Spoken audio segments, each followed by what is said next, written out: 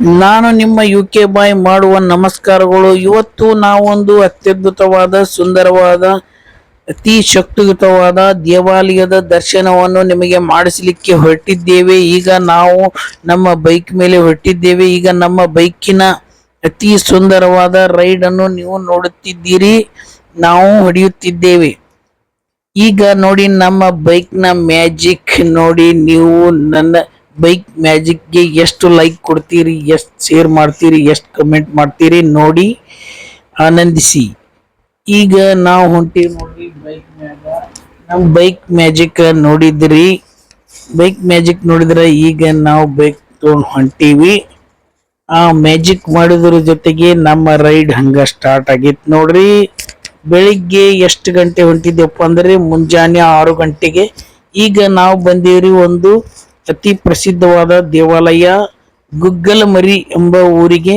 ಬೃಹತ್ತಾದ ಬಂಡೆಗಳ ಮಧ್ಯವೇ ಸಾಕ್ಷಾತ್ ಶ್ರೀದೇವಿಯು ನೆಲೆಸಿರುತ್ತಾಳೆ. ಆ ದೇವಿಯ ನೆಲೆಸಿದ ತಾಣವನ್ನು ನಿಮಗೆ ತೋರಿಸಲು ಹೊರಟಿದ್ದೇನೆ. ಈಗ ನೀವು ನೋಡಿ, ಬೃಹತ್ ಗಾತ್ರದ ಬಂಡೆಗಳ ಮಧ್ಯೆ ನೆಲೆಸಿರುವ ಈ ದೇವಿಯು ನೆಲೆಸಿರುತ್ತಾಳೆ. ಈ ದೇವಿಯ ದರ್ಶನವನ್ನು ಪಡೆದುಕೊಂಡು ನಿಮ್ಮ ಆಶಯ ಆಕಾಂಕ್ಷೆಗಳನ್ನು ಎಲ್ಲ ಈಡೇರಿಸಿಕೊಂಡು ಈ ದೇವಿಯ ದರ್ಶನವನ್ನು ಪಡೆದುಕೊಂಡು ಆ ದೇವಿಯ ಆಶೀರ್ವಾದಕ್ಕೆ ನೀವು ಕೃಪೆಗೆ ಪಾತ್ರರಾಗಿ ಎಂದು ಹೇಳುತ್ತಾ, ನಾನು ಆ ದೇವಿಯ ದರ್ಶನ ಪಡೆದುಕೊಂಡು ಆ ದೇವಾಲಯದಲ್ಲಿ ವಿಶ್ರಾಂತಿ ಪಡೆದ ನಂತರ ಆ ದೇವಿಯ ಪ್ರಸಾದವನ್ನು ಸ್ವೀಕರಿಸಿ ಕೆಲವೇ ಕ್ಷಣಗಳಲ್ಲಿ ಆ ದೇವಿಯು ನಮಗೆ ಮಾಡಿದ ಆಶೀರ್ವಾದ ಹಾಗೂ ನಮ್ಮ ಆಶೆ ಆಕಾಂಕ್ಷೆಗಳ ಈಡೇರಿಸಿದ ಕ್ಷಣಗಳನ್ನು ನಿಮ್ಮ ಮುಂದೆ ಹೇಳಲು ಬಂದಿದ್ದೇನೆ.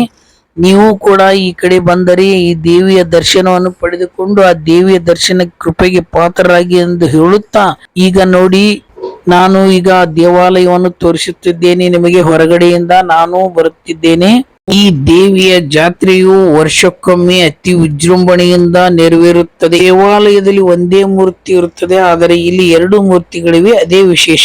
ಈಗ ಇಲ್ಲಿ ದೇವಾಲಯದ ಮುಂದಿರುವ ಈ ಪಾದಗಟ್ಟೆ ಮೇಲೆ ಪೂಜೆ ಮಾಡಿರುವ ಅಲಂಕಾರವನ್ನು ತೋರಿಸುತ್ತಿದ್ದೇನೆ ಹಾಗೂ ಆ ದೇವಿಯ ಮಂದಿರದ ಶಿಖರವನ್ನು ತೋರಿಸುತ್ತಿದ್ದೇನೆ. ಈಗ ಆ ಶಿಖರವನ್ನು ನೋಡಿ ಅತ್ಯದ್ಭುತವಾಗಿ ನಿರ್ಮಾಣ ಮಾಡಿದ್ದಾರೆ. ಅಂತರದ ಮೇಲೆ ಅತಿ ಸುಂದರವಾಗಿದೆ, ಚೆನ್ನಾಗಿದೆ.